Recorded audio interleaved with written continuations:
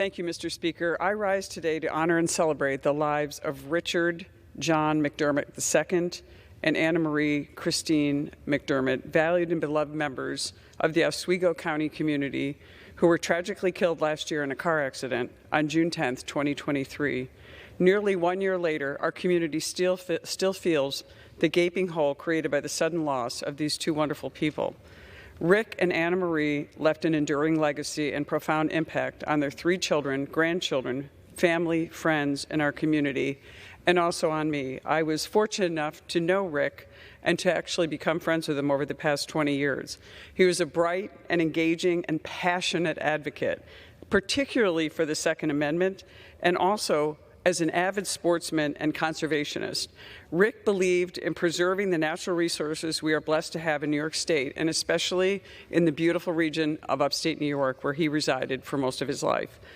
Rick McDermott worked at Novellus for over 23 years as an electrical engineer and retired in April of 2023, just a few months before his life was tragically taken from him.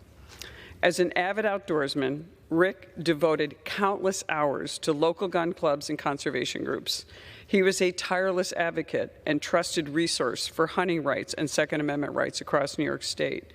In 2012, Rick founded the New York Crossbow Coalition, which was critically important to the efforts to legalize the crossbow as a hunting equipment in New York.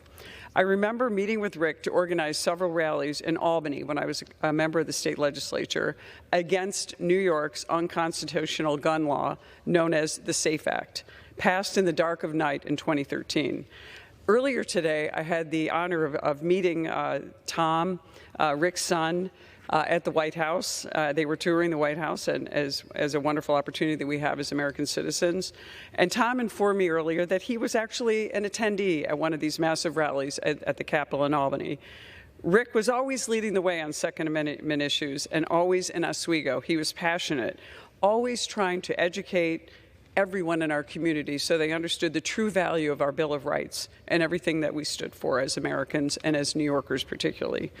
Understanding the value of outdoor recreational programs, Rick led many youth pheasant and wounded veterans crossbow hunts throughout the years, making this his mission.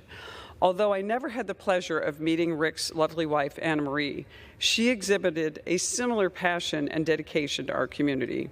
The heartwarming tributes to Annamarie and Rick are really incredible and touching by their own hometown and reveal the depth of the devotion of these two wonderful people to our community and to their families.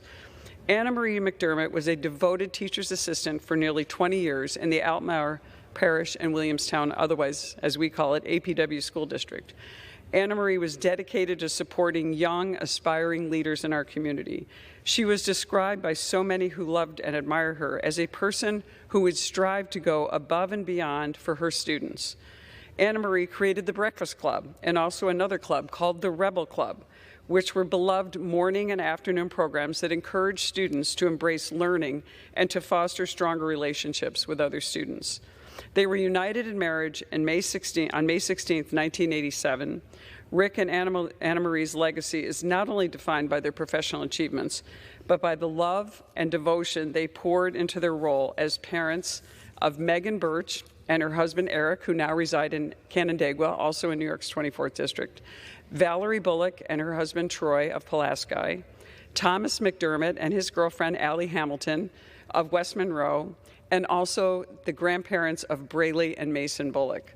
Rick and Anna and their unwavering support and presence at every milestone event underscored their commitment to this wonderful family and community, leaving an indelible mark on all fortunate enough to know them. And certainly, it was an honor for me to know Rick and the impression he left on me. My deepest condolences to the family and friends of these wonderful people taken too early in life. I hope this modest recognition and remembrance of Rick and Annamarie McDermott on the House floor will provide some comfort to the family and friends and everyone who knew Rick and Annamarie. I also hope that all Americans will know that as they witness on this floor, there were wonderful people living wonderful lives of courage and compassion and patriotism in our own communities, not seeking recognition, but always seeking to do good for their communities, for their families, and for everyone who knew them, and left a beautiful and indelible impression on so many people they met.